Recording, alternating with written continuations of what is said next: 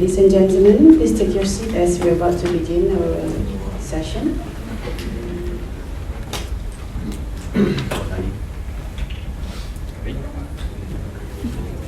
Before we start our program for today, I have a few housekeeping notes to make. To start, I'd like to ask for your cooperation in completing this seminar. And please put your cell phone in silent mode to prevent interruptions. I appreciate your thoughtful cooperation and attention. And please be advised, recording is not allowed throughout this session. Ladies and gentlemen, distinguished guests and aviation enthusiasts, Runway Safety Collaboration is the subject of our discussion this morning. A very warm welcome to this insightful and informative session. It is a pleasure for us to have you with us today as we delve into the crucial collaboration efforts among aviation stakeholders with the objective to achieve highest degree of safety in our skies. Joining us today are our distinguished speakers, each bringing a wealth of experience and expertise to the table. Without further ado, let me start by introducing our distinguished speaker for today's presentation. Our first speaker, Mr. Mahyudin bin Sajuri, Deputy Director, Aerodrome, Air Navigation Service and Aerodrome Division, CAM. Captain Nasir Abdul Wahab, Director of Safety Aviation Berhad. Ms. Badriah Nordin, Manager of Aerodrome Safety, Malaysia Airports Holding Berhad, MAHB, and Mr. Mat Nastain Mahazur, Director of Air Navigation Service Provider, Safety Division CAM. Ladies and gentlemen, now let's hand the control over to our distinguished speakers to go deeper into the topic in hand. Please welcome. Thank you very much. Assalamualaikum warahmatullahi wabarakatuh. Very good morning. I'm Mahyudin bin Sajuri. So first of all, I would like to welcome everybody, all participants and guests for attending this session. I hope this session will be very lively, fruitful and active, with full of healthy discussion. So don't feel shy to ask questions, but after we have finished talking, of course. With the aim of further improving the safety in the aviation industry. So the title of this session, like the MC said just now, is Runway Safety Collaboration. Runway Safety Collaboration is a critical aspect of aviation safety that involves cooperation and coordination. The key word is cooperation and coordination among various stakeholders.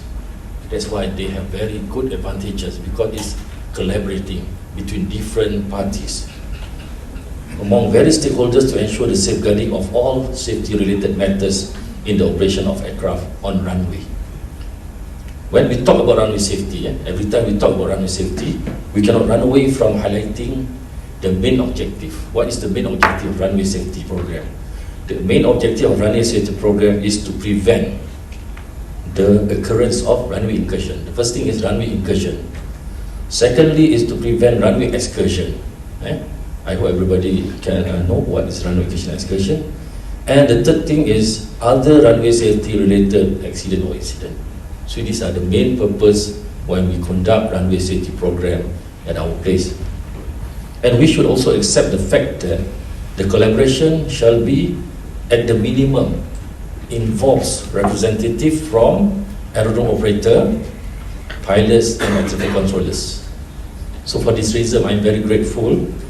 Today, I am joined by my fellow panel speakers comprising from expert from aerodrome operator, Ms. Badriah, pilot, Captain Nasir, and also air traffic controller, Mr. Nastain. My good friends whom we have been collaborating many times in handling many safety-related function and issues related to aviation industry in this country. Let us give a round of applause to the panel. For me, no need, because I'm just asking the question. Okay. Please allow me to first give some background on all the speakers. So Ms. Badriah Nordin is the manager of Aerodrome Safety at Malaysia Airport Holding Berhad. And she has 17 years of experience transforming airside operation theories into practical airport implementation to ensure compliance with national and international standards and recommended practices.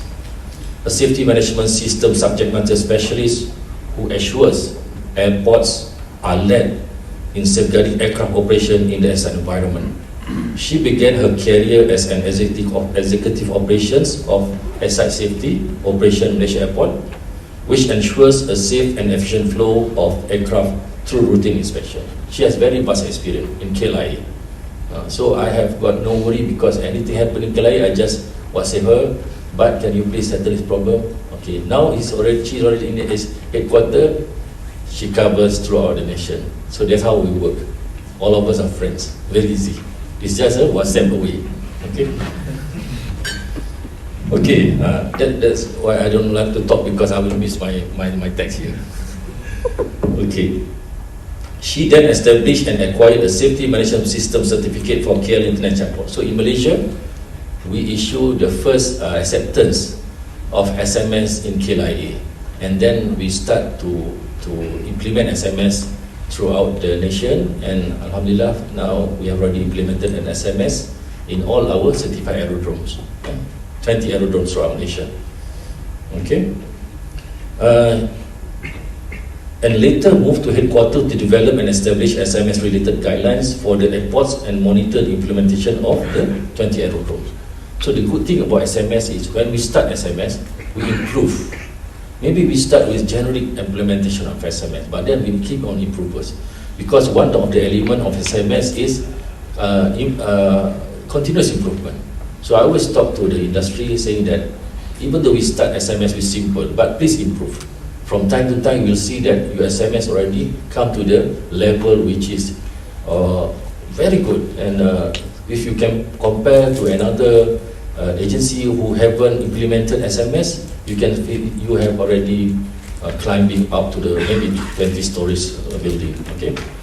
Over the past 10 years, Badria has gained experience managing and designing SMS implementation that includes safety risk management, incident investigation, internal auditing, safety performance, and safety promotions.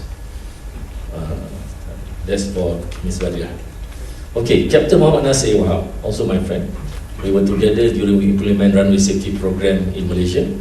Captain Muhammad Nasir Wahab is an ex-military fighter pilot, qualified flying instructor and examiner, served Royal Malaysian Air Force for 14 years, and retired at the rank of squadron leader or major.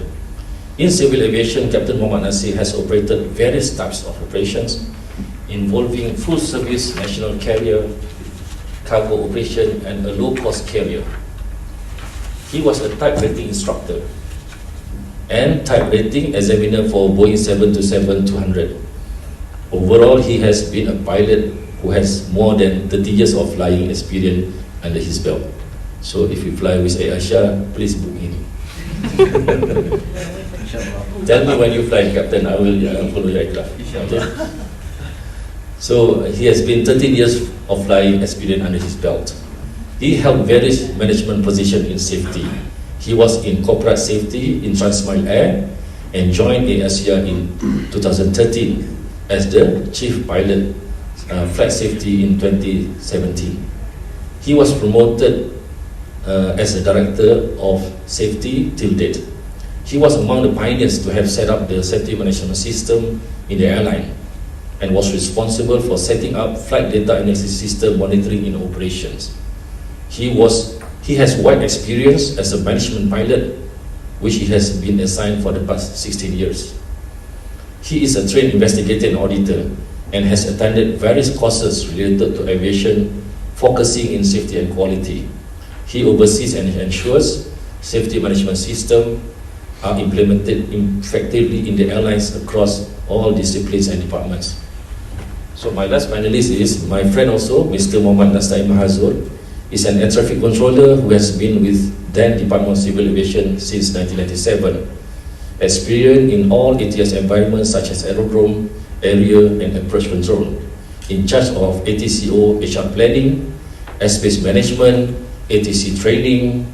Presently, he is a director of CM ANS Safety Division. So if you want to talk to people in charge of safety of air traffic control in this country, he's the guy. We can contact you, Mr. Nasai. Okay. Is the guy, any problem with regard to ATC, call him, WhatsApp him. But before 5 o'clock in the night, right?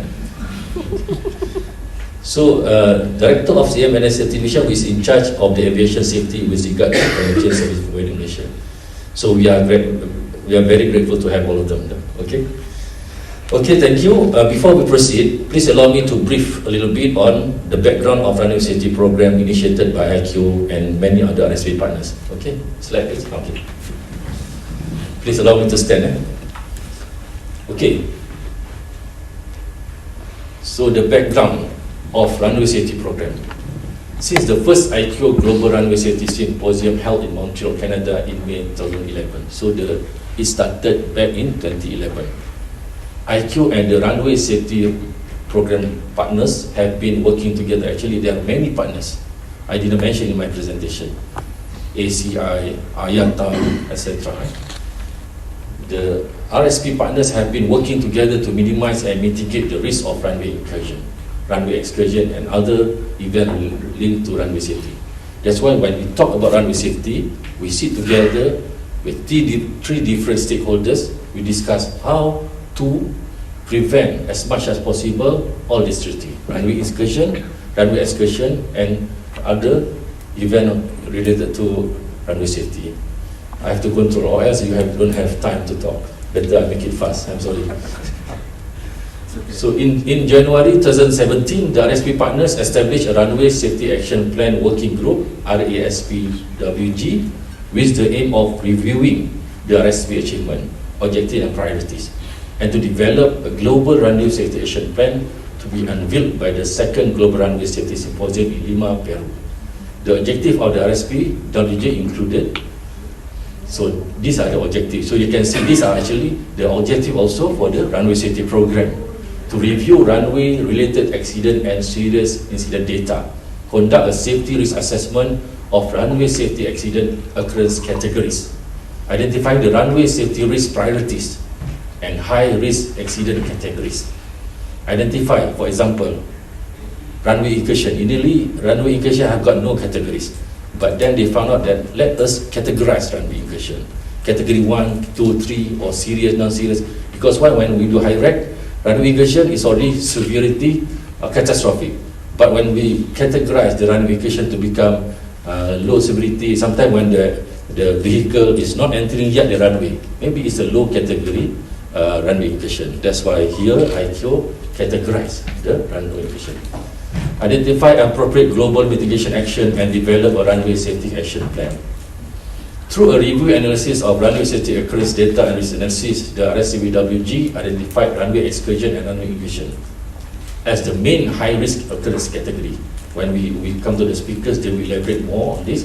This global runway safety action plan provides recommended action for all runway safety stakeholders with the aim of reducing the global rate of runway excursion and runway incursion. That's why when we start implement this runway safety program throughout the world, we can see there's a tremendous, quite good amount of reduction of runway incursion and runway excursion accident or incident.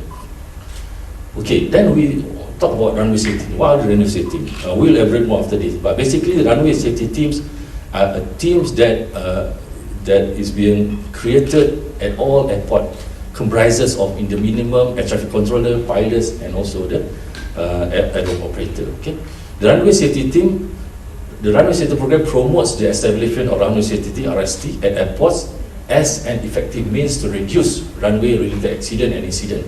The requirement for airports to establish a RST was one of the main outcomes of the first ICAO Global Runway Safety Symposium held in Montreal, Canada in May 2011. The establishment of effective RST has helped to significantly reduce the runway safety-related risk globally since 2011, with over 200 international airports. If you search in the website Runway Safety Programme, you can see what are the aerodromes in the world who has implemented RST. So the total of around 200 to date. Okay, thank you. So let us start with the first question. Finally. Okay, for the first question, can I ask, let us begin by asking ourselves how actually the whole runway safety program started in Malaysia. So for this, allow me to ask our panel member, Ms. Badria, representing our operator. Please, Ms. Badria. Assalamualaikum, good morning everybody. Thank you, moderator, Tuan Najmuddin. He's a good friend of mine. Okay, I'll share with you everyone here how we started off with our RST. So basically, as described by our moderator just now, it started in 2011, and then following to that, there was a Runway Safety Symposium held in 2012 in May in Bali. And then following from that, we have for us in as an airport operator, we have a very good commitment from our top management in implementation of this runway safety team. That's helped us to kickstart our RST for KLIA. It was the first RST meeting for KLIA. We had it in September 2012. Then following to that, we start off the ball rolling into 2013. We start off following from KLIA. We understand that I'm already in the HQ, so we have to consider of our other airports, how they're going to implement it to make it more efficient. And when we bring about change to the airports, there will be setbacks. So these are the things that we consider. So from that on, to mitigate the setback, we ensure we establish a proper procedures and guideline for airports. It's for to ease the acceptance of having the RST in our airports. On top of that, our top management, we have a session with all our airports to encourage them and also to make it mandatory for us to have RST. And then, so from 2013 and 2014, we managed to cover all our domestic and international airports. And then following up to that, we also extend our RST to our short and takeoff landing ports. But for the stall ports, we have it a little bit special. We make it for our domestic airport that managing the stall ports to run for them the RST, because the numbers of people there is a bit low. But till today, so we have covered all our 39 airports for our runway safety team. So. Very good. Congratulations, Ms. Badria. This is the first time I know you implemented RST in the stall port also? Yeah, but through our domestic airport. Oh, okay. How about the support from the other industry like ATC and pilot? Okay. In terms of the support, I would say, I think being Malaysian, we have this, the unity. We have this understanding of safety. I think that the understanding of safety and the passion for the safety, we have a very good support from our stakeholders. The first time we're going to have RST, the moment we send out memo, we're going to establish RST, all of them give us the feedback, we will be coming. It's very interesting, and I think one of the key attraction for runway safety team as compared to a normal meeting setting is that was the first time for us to have a direct engagement with pilots. Before, we only have the station managers. That's the beauty for runway safety team. And we also have our ATC, the one that giving the direction to the pilots. So that's why the runway safety team for us is very unique and it's very fun actually, because we have all the people who are in the operations. So it was a very good commitment. They all are very eager, and till today we still have that support.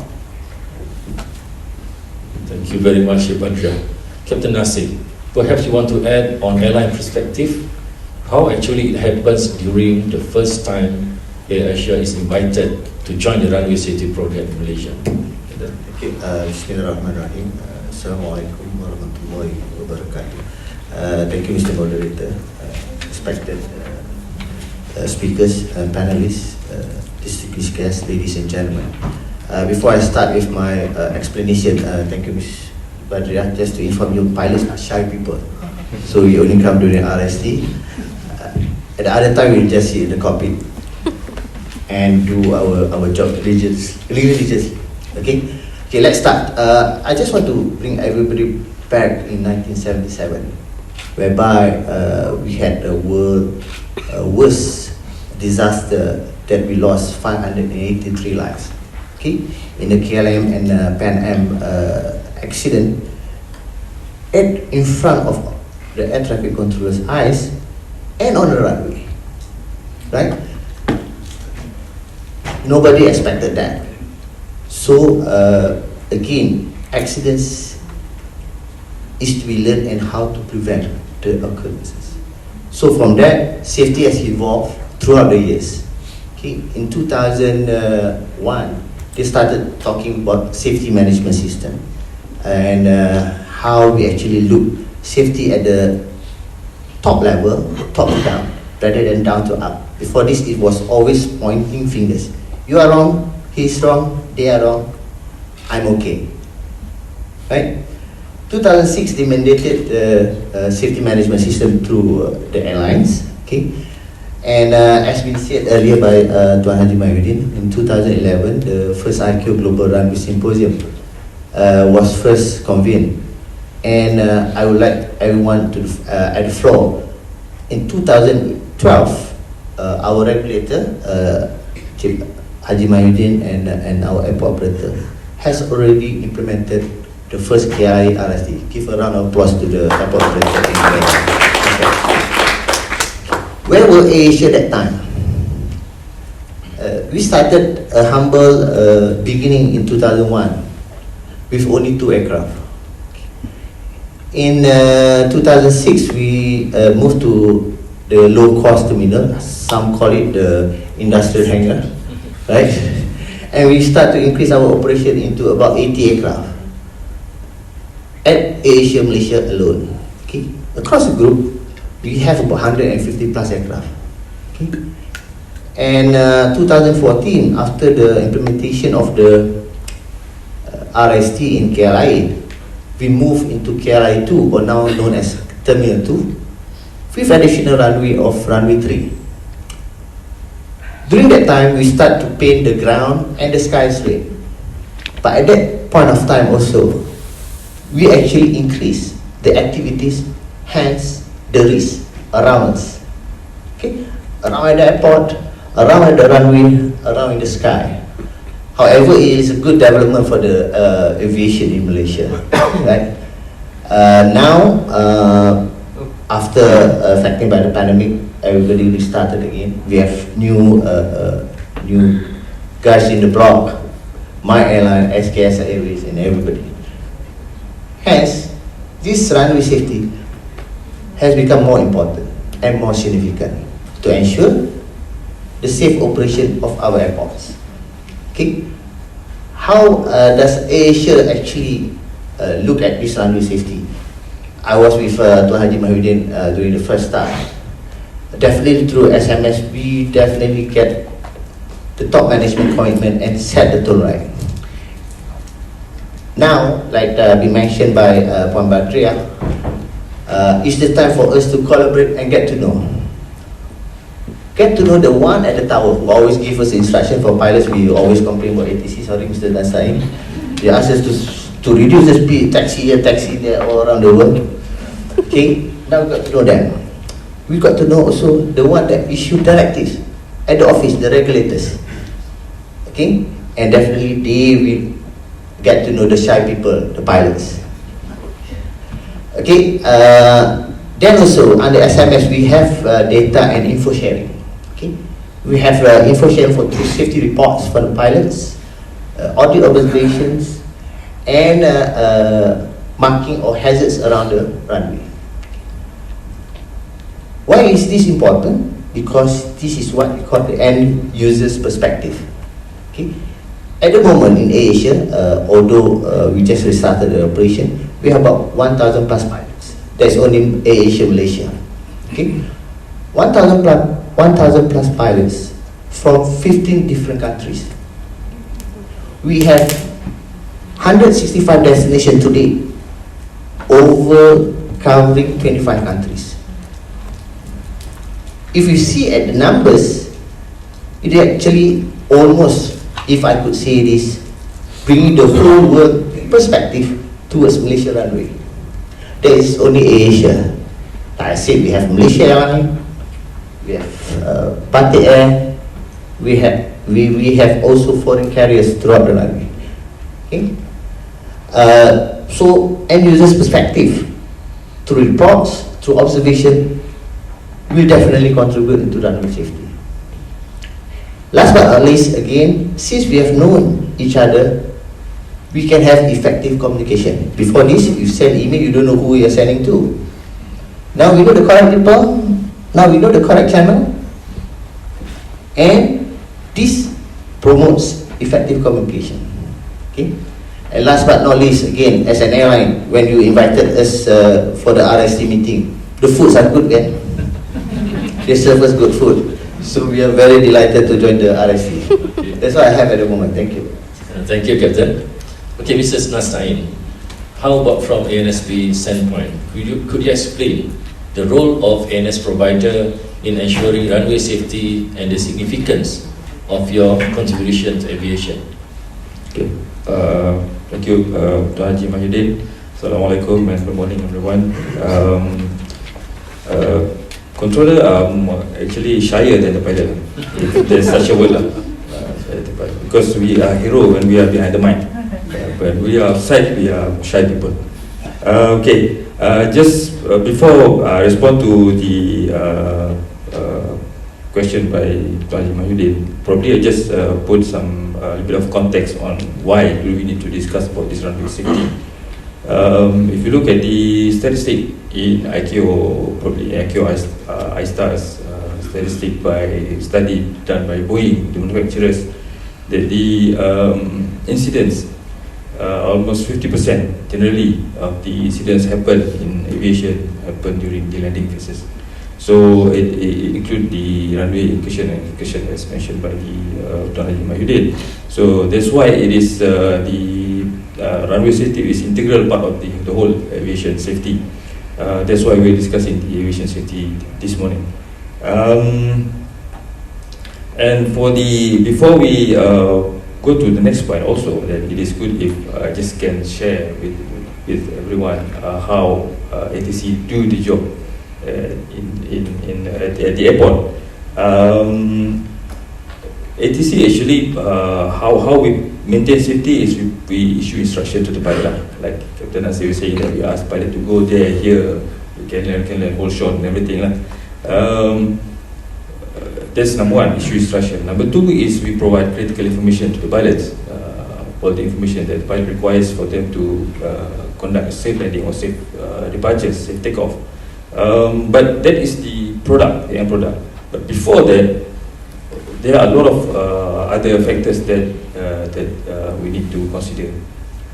First of all, of course, the rules and regulation by the regulators. Regulators will tell us that this is the thing, that the do's and don'ts. You can do this, you don't do this, you must do this, you must not do that. So this, the first is regulation. Number two is the aircraft, the flight itself. So the performance of the aircraft, where the aircraft is going, from which gate, going to which gate. Performance of the aircraft, of course. There's and also sometimes the operators, they have these some specific airline, they have a specific operation. Restriction, limitation. Number two. And number three is the aerodrome itself, the physical aerodrome, the layout. This is the runway, this is the taxi, whether the aerodrome has got the parallel taxiway or not. So that's the physical aerodrome layout. And the fourth element is the weather. Whether it's the prevailing weather at that time, or probably the weather that you can predict 1 or 2 hours ahead. So taking into consideration those elements, you need to issue an instruction which is crucial for the safe landing and departures for the pilot. More often than not, some of the data need to be exchanged from the main office, from the pilot itself, of course, and from the airport operator. So that's how we maintain safety.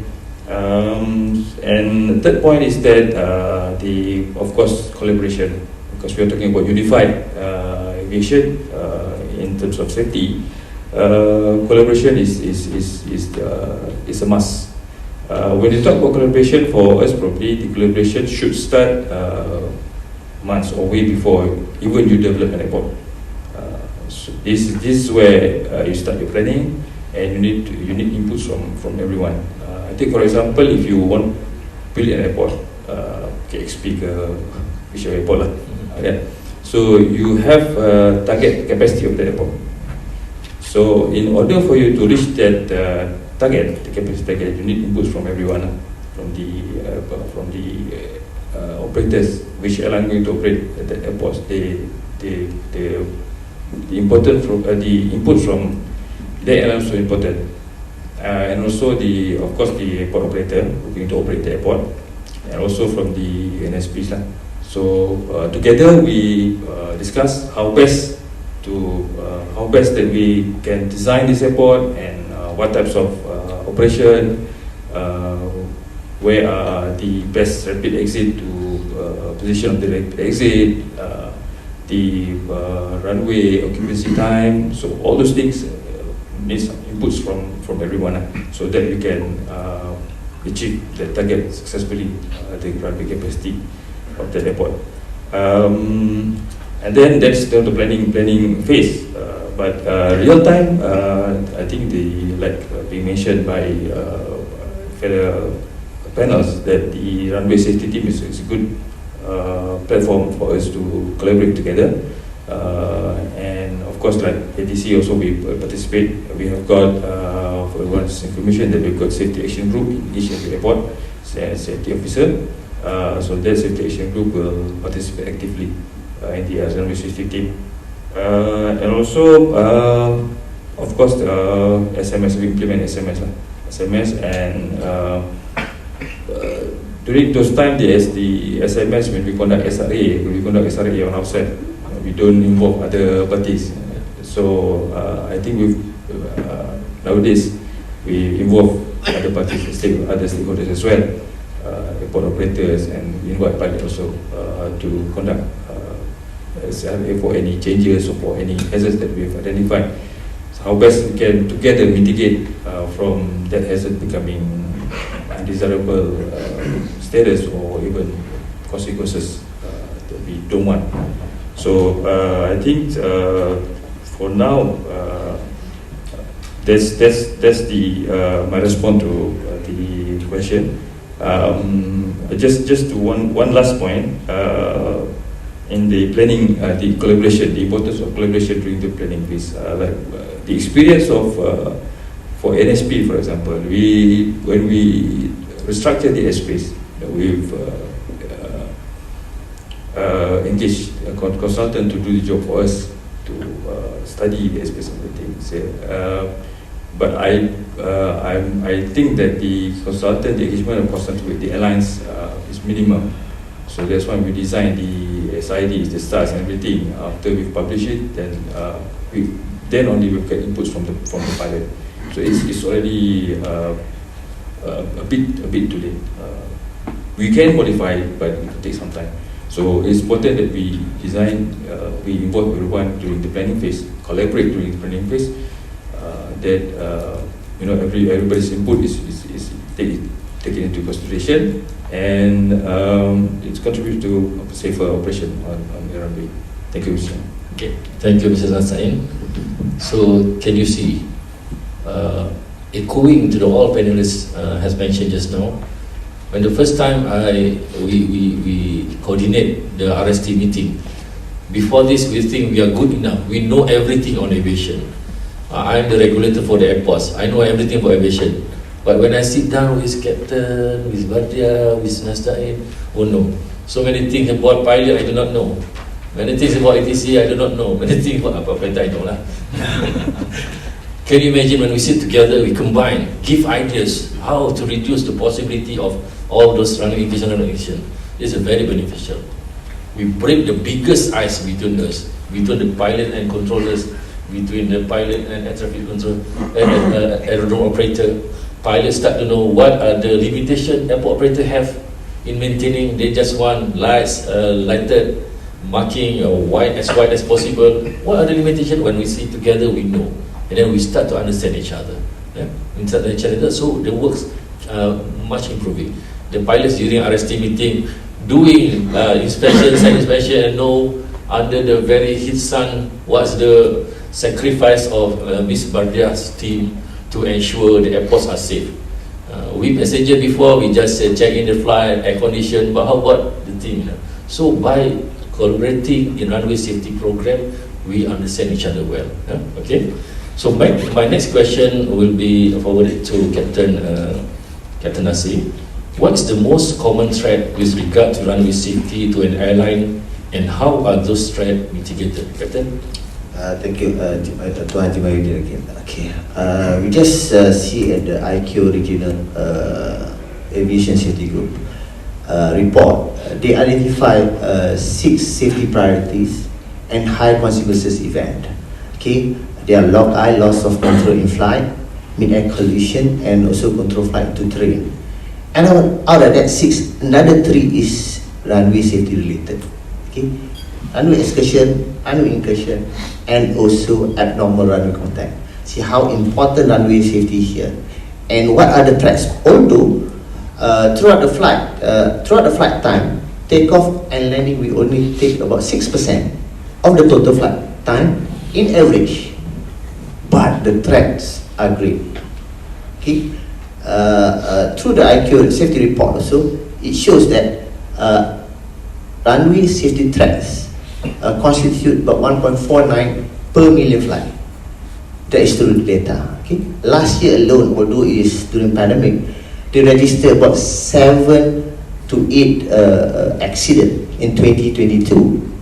That's not alarming, but incidents, they recorded about 38,000 of incident related to the taxiway and the runway. Okay, that's not from me, that's through the statistics.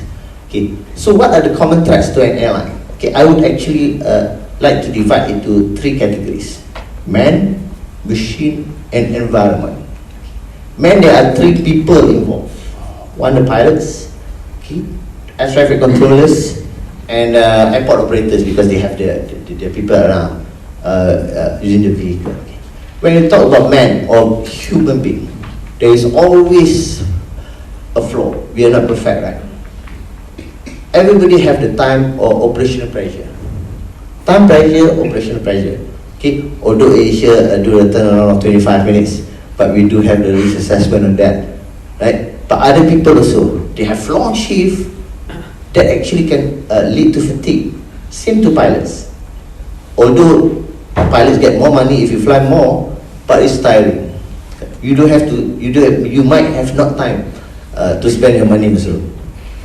But again, now because of pandemic, we got to cover up whatever we have spent before. Okay. Another thing is also the language barrier.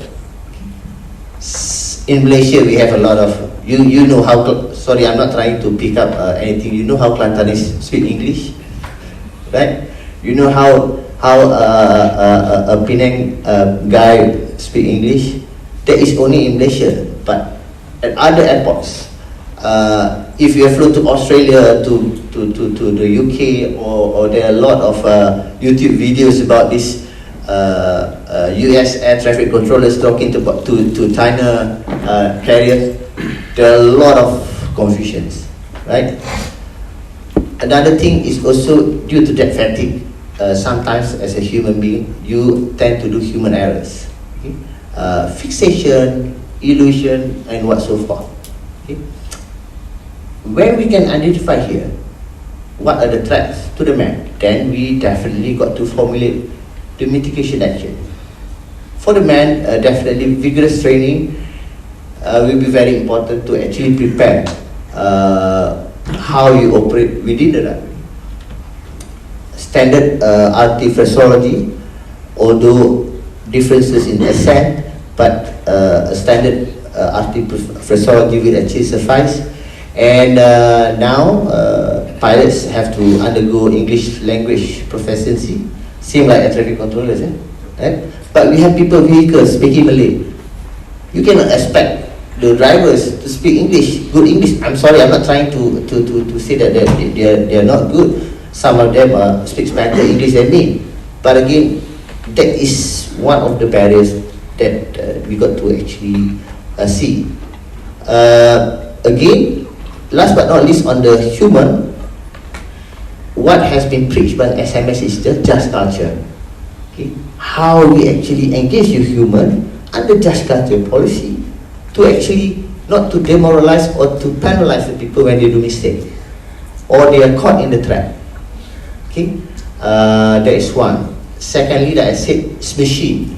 Machine there are three actually, also three. One is the aircraft. Second is the equipment of the ADC, right? The radar, their anemometer, and everything. And third, definitely is the vehicle around us. Okay, through these common threads of this machine, definitely the easiest way is to have a tight maintenance or robust maintenance plan, not only for aircraft but also the equipment, but air traffic controllers, ground support equipment, and others. And definitely, we since safety is involved, we definitely require updated technology on our machines, right? To actually assist and reduce this human error contributed by the machine, right? The last but not least is the environment. This is the most trickiest part. It's quite tricky. It is quite difficult to actually control the environment. Okay? As the traffic increases, as the air travel demand increases, the need for a bigger airport increases too. When we have bigger airports, we have more complex structure. We have parallel runway, we have adjacent taxiway, all that thing will come in place at this complex airport. And under the environment, meteorology part will also play an important part. Okay, like I said earlier on, at the Canary Island, the KLM and the Pan Am aircraft, we have a low visibility at that point of time. Malaysia is very well known about the thunderstorm and also heavy rain.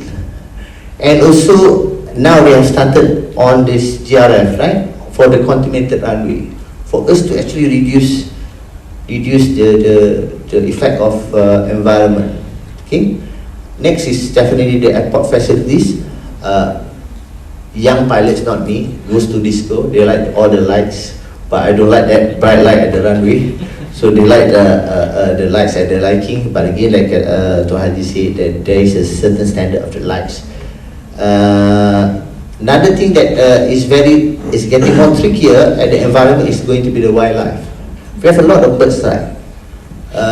Not only seasonal, but local birds. We also find snakes around the airport. Okay, I hope it won't be in the aircraft, right? And how do we mitigate this environment threat? Is definitely again for the bird strike is definitely under the wildlife management program or management plan, and others definitely to have certain procedure and processes. For example, now we have adverse weather alerts. We are following like Hong Kong and Singapore, whereby during red warning, we stop all operations at the apron to just safeguard of our people. Before this, just to share with you, we had people struck by lightning. Luckily, God's willing, they did not die, but we have that type of cases happening at our apron. They say that people who be struck by lightning banyak buat dosa, so pilot tak pernah lagi. So okay. That's what I have. That is the common threats that actually airline face. So Haji, thank you. Thank you, Captain. So with regard to wildlife management, don't worry. The good news is next month I have been asked to chair a National Runway Wildlife Management Programme. So we invite all airlines, airport operator, ATC. So hopefully by doing this initiative, we can reduce significantly the threat of wildlife in Malaysian airports.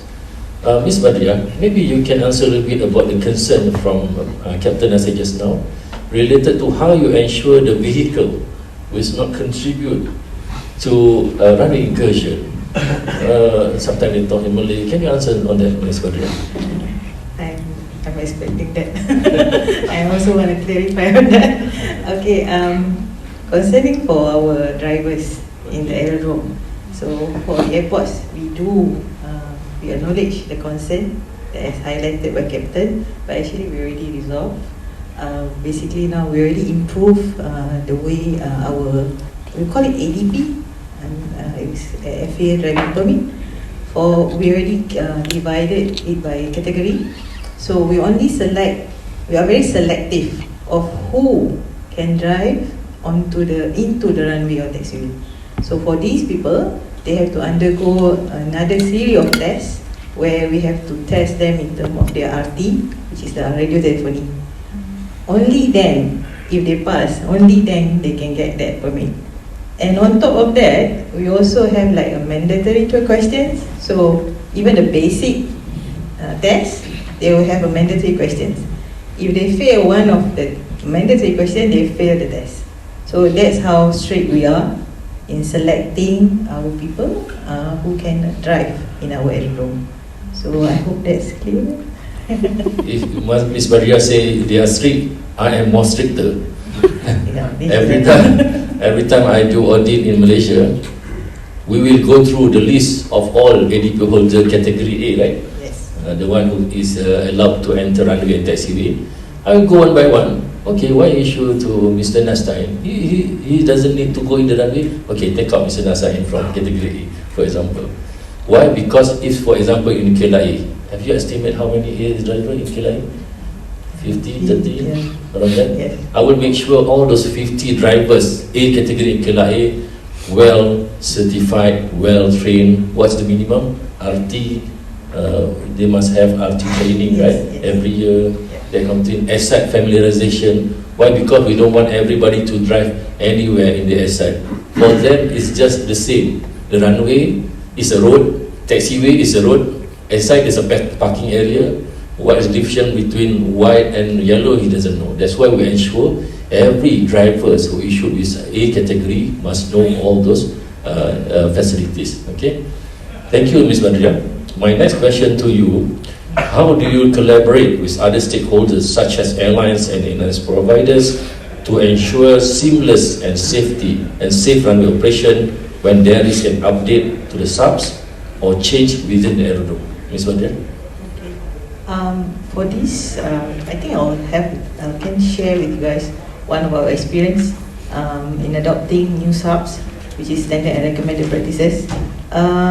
Going back to 2019, the ICAO already introduced a global reporting format. Okay, I'm sure all of you have heard about it. So how do we come out about this? We started applying our SMS elements, which is management of change. So we started off internally at airport level, but of course with the good support from our regulator who sits with us to get the full understanding of that, I would say, GRF. Then from there on, we work on using the management of change. We identify what are the gaps internally, but looking at using the model of Shell, we also understand that it will involve our stakeholders. So from there on, we identify what are the gaps that we need to address in order to make the implementation of GRF seamless, where we identify that we need to have a collaboration with our ETC and also our airlines. From there, we have an engagement session, especially with our ETC, through our regulator. We are very fortunate to have our regulator keep supporting us, because I'm sure in CAM, they have this Tuan Haji is in the aerodrome and Tuan Nastain is in the ATC. So we communicate and we share our plans to implement GRF through our regulator of aerodrome. So we pass through this and we have this engagement where we identify, in order to have the GRF implemented seamlessly, we need to have a pilot test. So we have to do a lot of arrangement. Then before we can do that pilot test, myself at the headquarters, we also identify what are some additional processes to make it seamless for our airport operator. Okay, that is on my part. But as for the pilot test, we really need that collaboration, we really need that engagement with our ATC, because we are going to go into live runway to test out our procedures. So, and through, like, fair enough, because we already have RST, we already set up RST in 2012. It's not something that like rocket science that we need to like go and persuade our stakeholders. It becomes just like that. So because whenever we have any new things, because we already have that engagement, we already have that networking, it makes things easier. We just have to like, we share, we say this is the plan, this is the requirement, this is what we plan to do, so can you support this? And we have a good support. And by, I think we already settled the processes, the procedures by 2020, but MCO, COVID. So it was put at stall, and ICAO postponed the implementation. But when the time comes, there's not much an issue. It becomes so seamless. It's like just a day-to-day operation. You don't really feel it. I'm sure for those who are already in the airport environment, I'm sure you don't really feel it, because you're already part of our daily inspection. Whenever there's a need for GRF reporting, so we just go. And even to the ATC, we are well adapt to that process. Yeah, that's my sharing. Thank you, Ms. Radia. Since you have talked already about GRF, let me share. GRF is basically an initiative, or another collaboration initiative by ICAO, so that if there's after heavy rain, the aerodrome operator staff will go on site and check what is the depth of the water which retain in on the runway. This is related to ensure information sent to the pilot. For this reason, Captain Nasir, do you have any? Can you share us what are the advantages you see from you getting the information on the depth of water on the runway for airline perspective? Thank you, Adimai. I think it started back last year, whereby the GRF reporting format were actually mandated. And we have to actually come up with a program to actually train our pilots on that.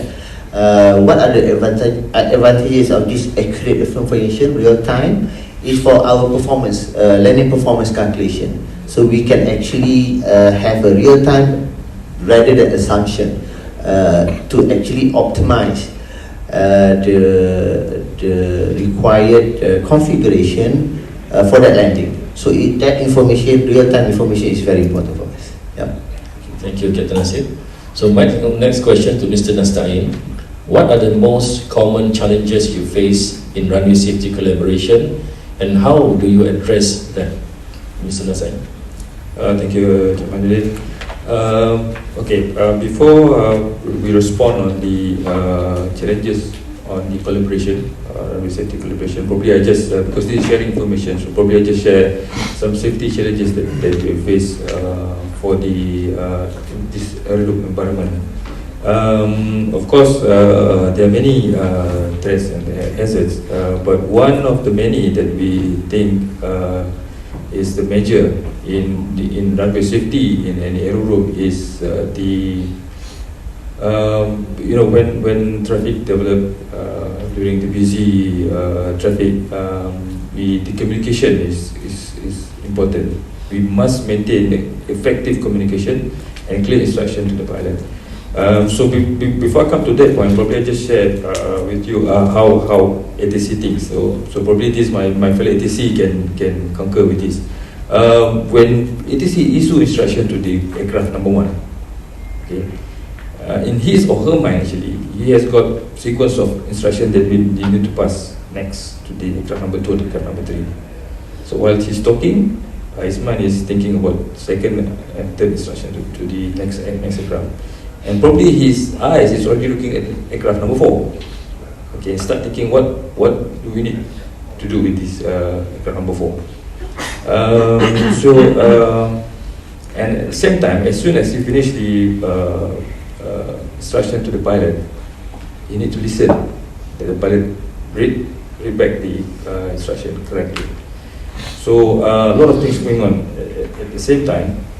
So if some distraction, just a little distraction, could put there's possibility that he will lose all this train of sequence extraction. So the threat is that the controllers sometimes they will miss the wrong repack by the pilot. So that is one of the major threat that we need to improve on that one. So how do we address that? Probably is one of the, in the just culture, because we keep educating our pilot, our ATC to listen.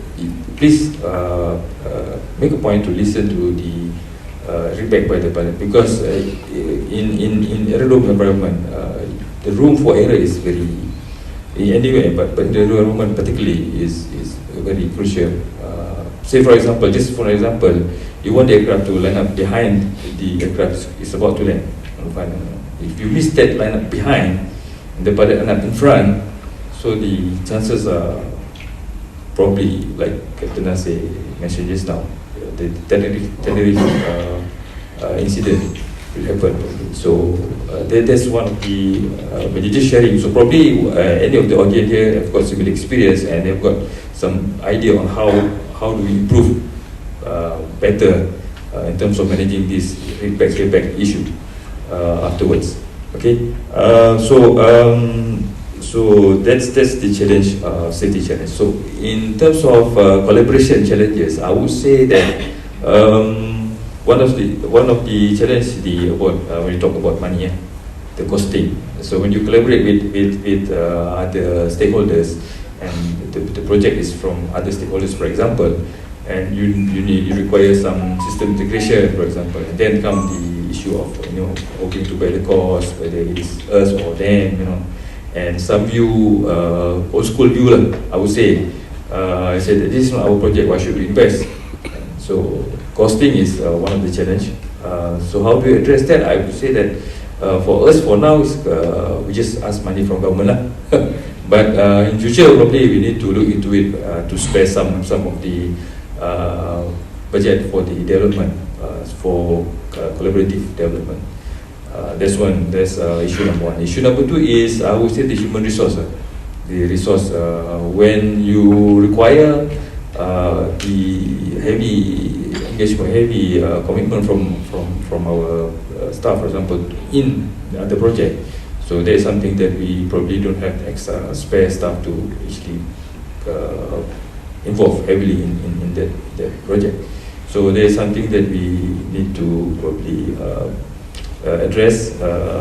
But as for now, if you talk about staffing, CAM, ATC, we never have enough staff lah, and always short of staff lah. From then, when I first joined, also this issue has been an issue. So we try to squeeze as much as possible because and help each other, collaborate with each other in the project. Because again, it is us together creating safety. Hence, the benefit is when you have a safe flights on the ground, in the air, the economy will grow. The benefits from there. So you will feel the benefit, not directly but indirectly. So yes, there are challenges, but I think we have to put priority in collaboration.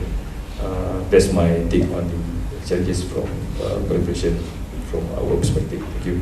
Okay, thank you, Mr. Nastain. When you're talking about the challenges in costing, maybe you can elaborate more for the good of audience. How is the quantity that you have to spend with maintenance of the radar, the ILSs, the navigators, the communication equipment? Maybe you can elaborate a little more. Seriously. Thank you. I'm not a technical, maybe, but the director of technical, we able to accurate figure. But generally, it's about 100. Now come on about 150, 180 million, if I'm not mistaken, per year, for us to maintain all the CNS, the ATM system, the radar, the navigation aids. So those are the figures. But I believe the benefit is way more than that. But that's the amount. But there's something that I would say is our responsibility to maintain all these CNS system. So yeah, think that's about the amount that we should spend. Okay, thank you, Mr. Nasai. My next question is forwarded to all panelists. Mr. Bardia first. With the advancement of technology and data sharing capabilities, how do you envision runway safety collaboration evolving in the coming years? Okay. For this, I think technology do play a role, especially in connecting the stakeholders, airport operator, our airlines and our ATC. I think currently we are already using the technology that we have. It's as simple as a WhatsApp group. I'm sure all of you will have WhatsApp group, right? So same goes to us. We full use of WhatsApp group, but we are also very cautious when sharing our data. We use WhatsApp group to alert, but when it comes to data, please don't use WhatsApp. It can be hacked. So luckily now we have Google Workspace. So these are the avenues that we can use. But the simplest way in terms of collaborating is to use technology. Is like what I say, WhatsApp. We have WhatsApp group. We have, like Haji also said, it's a call away. But in terms of collaboration, still with technology, it would be best for me, on top of technology, use of WhatsApp, we can always, the engagement face to face still more valuable. Yeah, so we can have WhatsApp, we can have virtual. During COVID time, we still have RST, but we do it virtual. But I can bet you some of the pilots, they miss seeing the faces. Though we can see to the screen, but it's still, this session will be still the best. But again, we need to embrace technology, make full use of technology to make our life much simpler and more approachable. Yeah, that's my goal. Captain? Thank you, Tuan. Again, about this centralized common data sharing, it was said yesterday during the opening, right?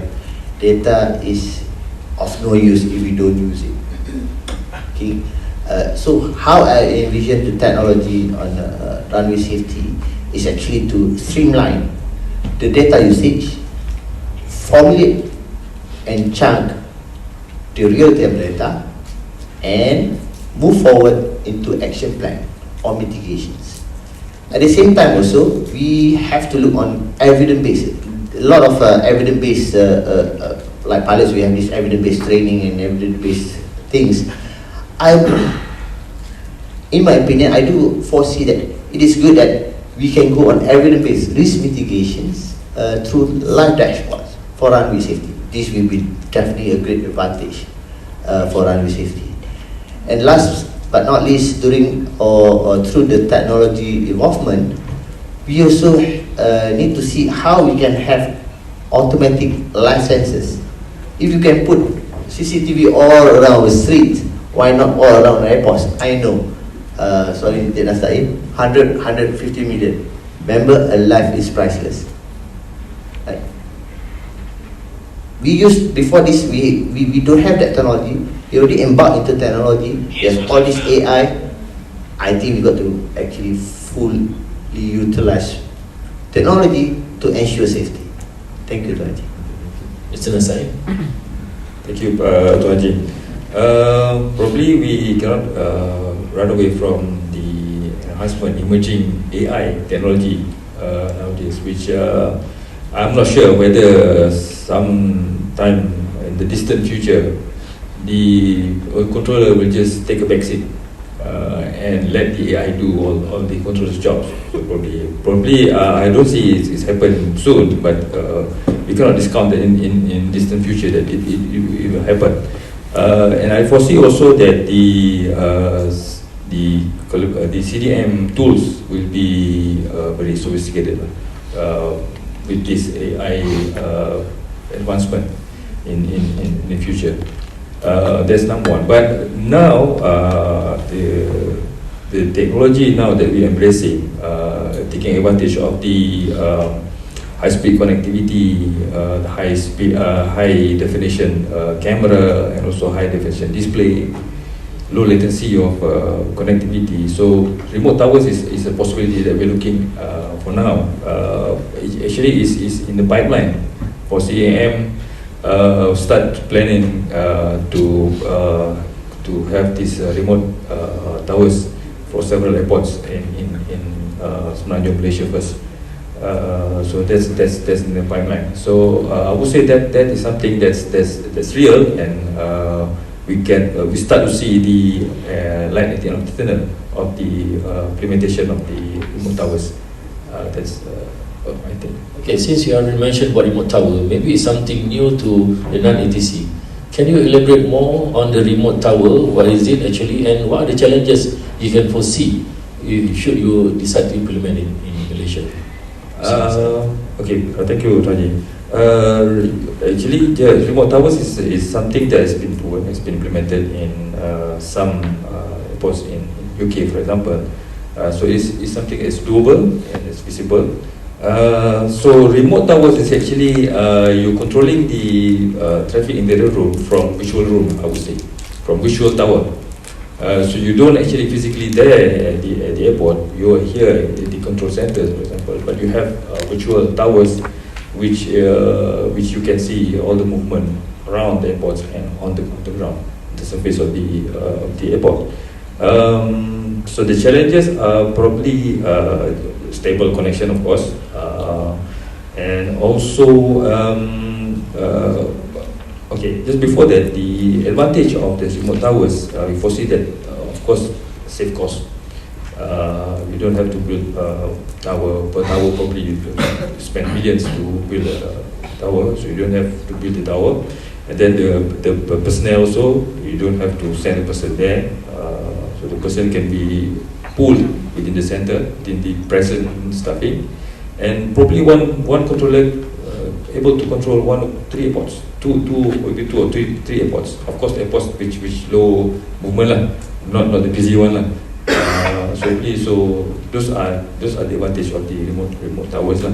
So the challenges, of course, one of it that I can see is the stable connectivity lah, especially from the airports, remote airports at for example, the Oman, or remote airports within the Sarawak, all the longs. So probably stable connection is the challenges, and number 2 is the trust lah.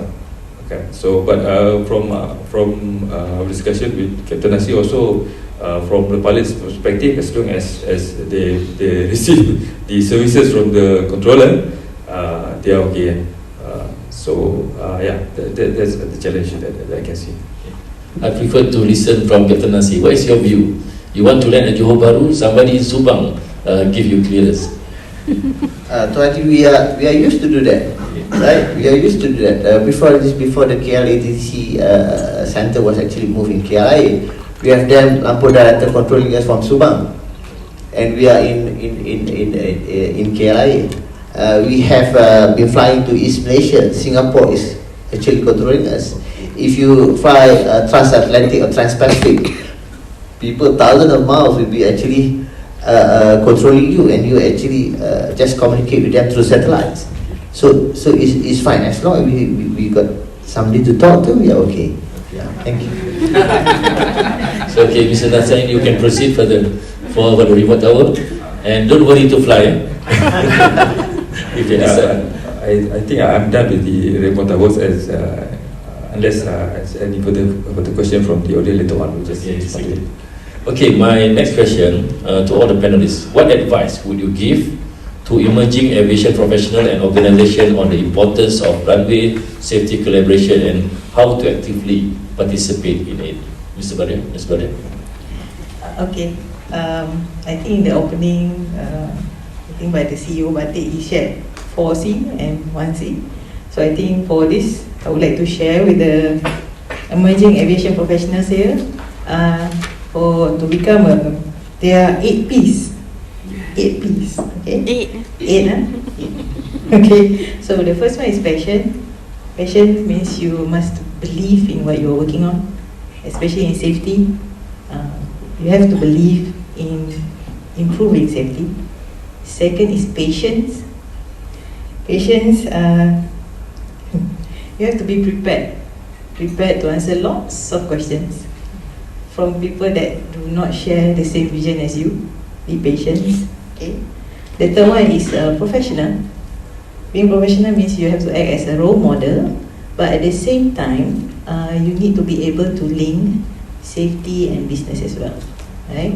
We cannot be having protection and forgetting about production. So you have to keep it a balance. And that's why SMS comes about, right?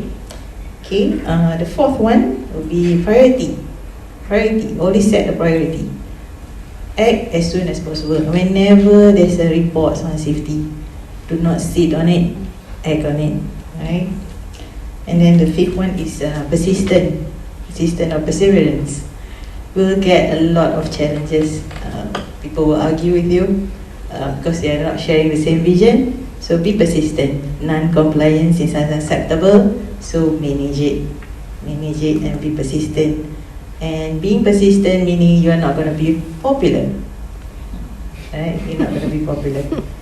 There will be lots of people not agreeing with you just because you are fighting for the right thing. Okay? And then number 6, performance. Whenever you take action, please do check how is it performing. You keep putting inputs, but what's your output? Are you getting the right output that you want? If not, change your strategy. Okay? And then number 7, be a people person. Okay, be a people person, be a good listener. And as mentioned by Captain, they are shy people. Pilots are shy, and ATC as well. So be a people person. Read people, be empathetic, make people comfortable with you. Alright? And last but not least, personality. Have a good personality. Be approachable, be fun. We are safety people, but at the same time we must know how to have fun. Do joke around. Don't be so uptight. Don't be too serious. Okay? There are all 8 P's for me to share for emerging aviation professionals. That's all. Thank you, Ms. Nadia, for the 8 P's. Captain? I have the acronym of all the alphabets, 25. So just bear with me. No, I don't have that actually. I'm just joking. Okay. My fellow esteemed aviation colleagues, safety is always a shared responsibility. You won't appreciate it until you lose it. Okay? And we, in the interest of safety, we will always have to work as one. Okay?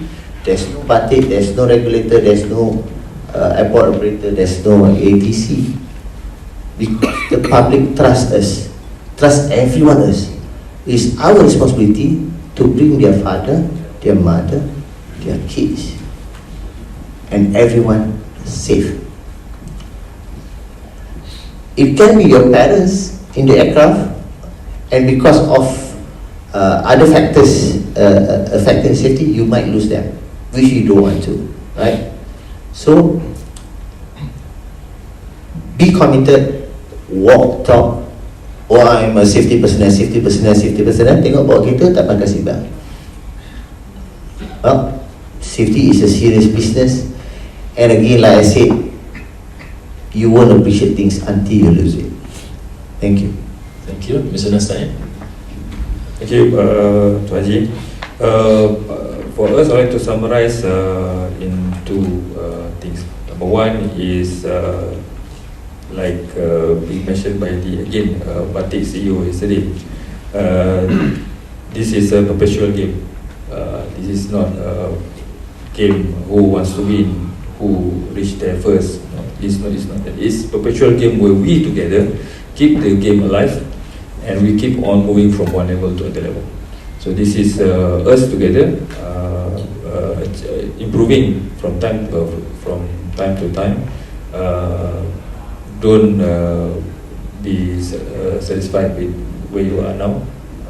Keep improving, number 1. And number 2 is that we don't compete on safety. Just like I concur with all the panels here, that we don't compete on safety.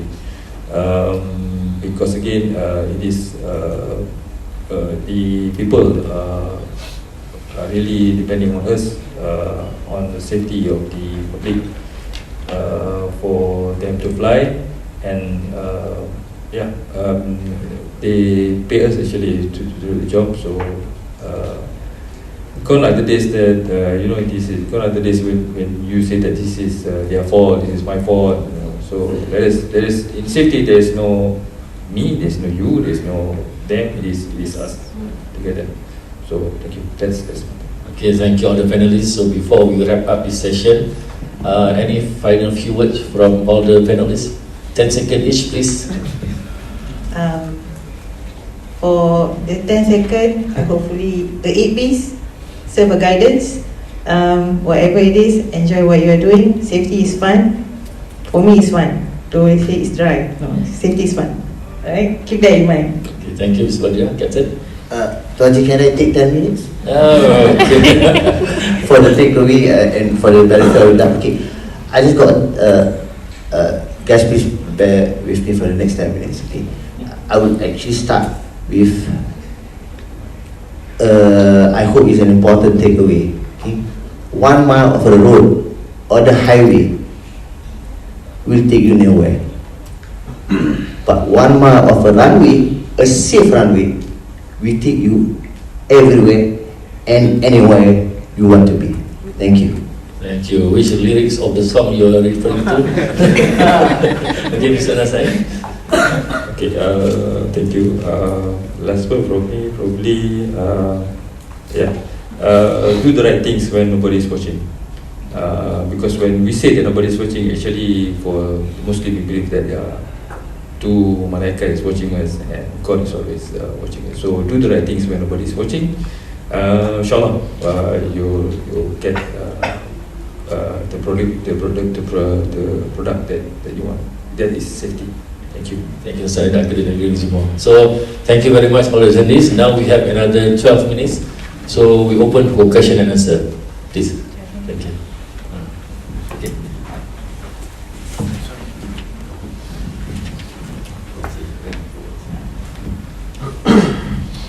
Hello, Assalamualaikum and good morning to everyone, moderator and all panelists.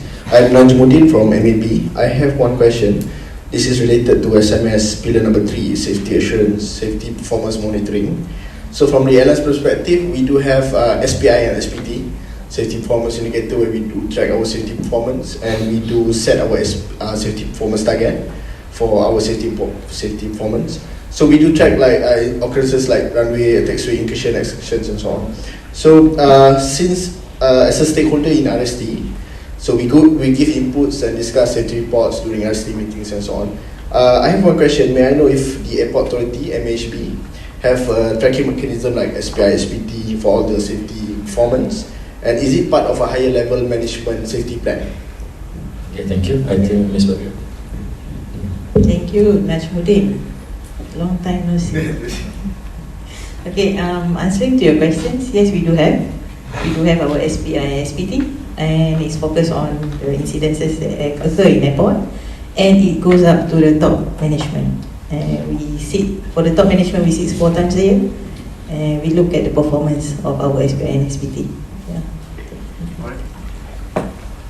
Who ensure you look regularly that one? Who assure me is Just a promotion. and even for the setting, we also sit with Oh, okay. Yeah.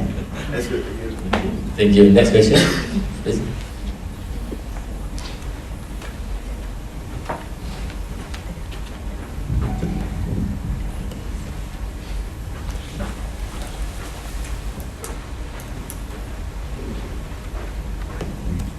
Assalamualaikum, good morning, moderator, distinguished speakers and also fellow attendees.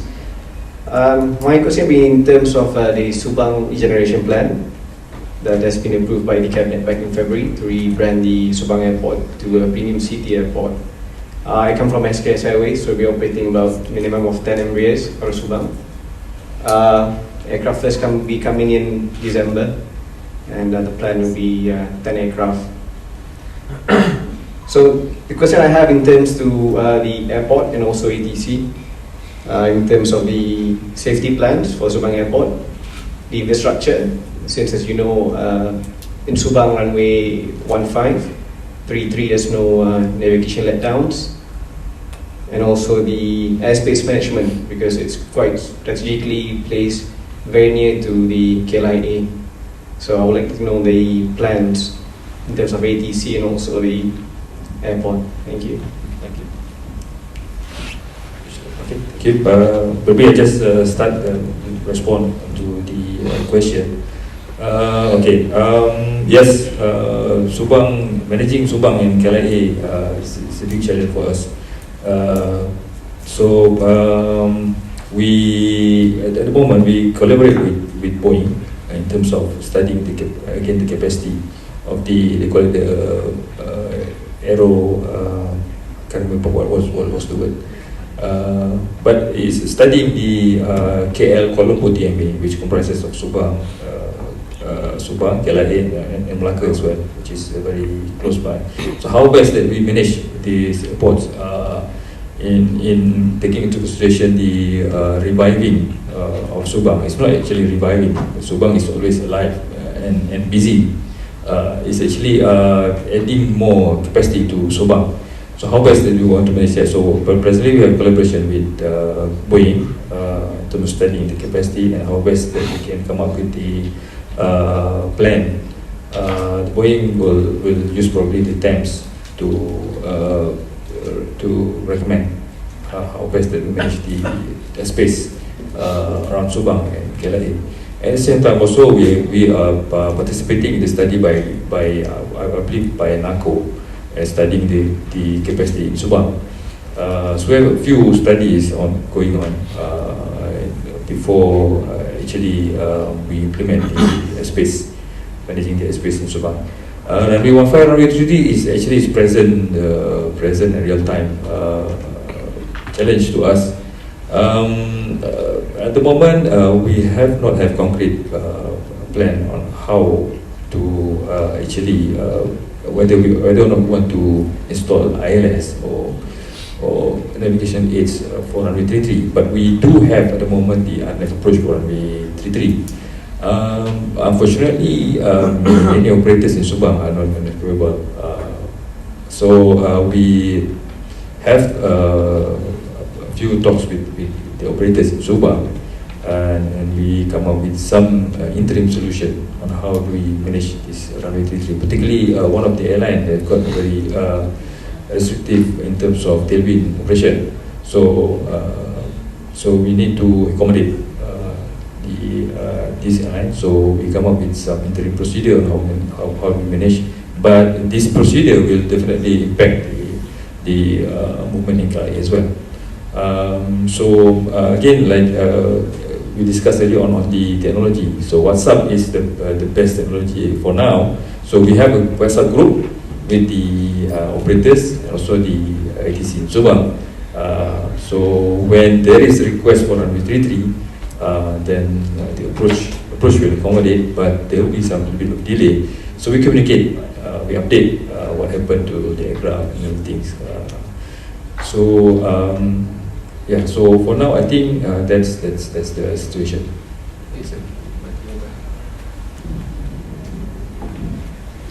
From the airport perspective, I think you can rest assured the airports, as Subang is also SMS, in terms of ensuring the safety on the ground, you implement the SMS, looking into the management of change, so with the safety assessment. So, and it will come to, and I'm sure one of the meetings you'll be invited to provide some inputs. Yeah. Plus also on the aerodrome point of view, we have received the plan for aircraft parking area, the apron, from the airport operator for the proposed upgrading. On my side, the regulator, we ensure the parking complies with all the requirements, especially on the markings, on the separation. We will ask them, do you have adequate parking? There's no need for you to welcome all airlines to come, but it's not adequate parking in Subang Airport. So from my point of view, we study what is the biggest aircraft, what is the smallest, where do we want to park them, so we ensure the separation, the flow in, flow out is according to the required standard and recommended practice. Thank you. Okay, thank you. Next question, please.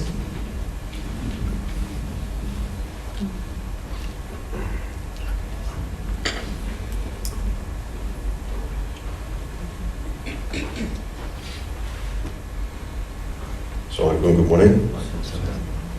Captain Adam from private jet category. So in order to prevent the runway incursion, runway excursion, and as well of the taxiway incursion and excursion, is there any plans to upgrade the technology, especially in the taxiway lighting systems, to follow other big airports, which is they have the system to follow the greens to prevent future occurrence? Thank you. Thank you, Captain. Mr. Ray. Okay. I think as of now, answering to you, Captain Adam, for KLIA, to answer for your question regarding for other airports, right? For other airports, we like I said just now, in safety, we also look at the production and so protection. Being said that, we have to consider the size of the airport, one airport to another. If the bigger airport, the use of technology is a consideration, and follow the green, that one is in the under consideration. So not sure yet. We're going to have it in other airports, because we have to consider the movement, the busyness of the airport. Because if small airport, we're just going to have one runway and just 3 taxiways connecting to it, it'll be not that kind of investment, because we are protected by the markings, the lightings, and then so like I said, we have to make that balance. But if the big airports, yes, the use of technology is a must. Considering, let's say, we're going to have 3 airports in the airport, but for our other airports, I think only KLIA have 3 runways. The rest all have 1 runway. So again, production and protection comes hand in hand. So we have to consider all aspects. Before, I could not say yes, we're going to have to follow the green, because the big boss is there.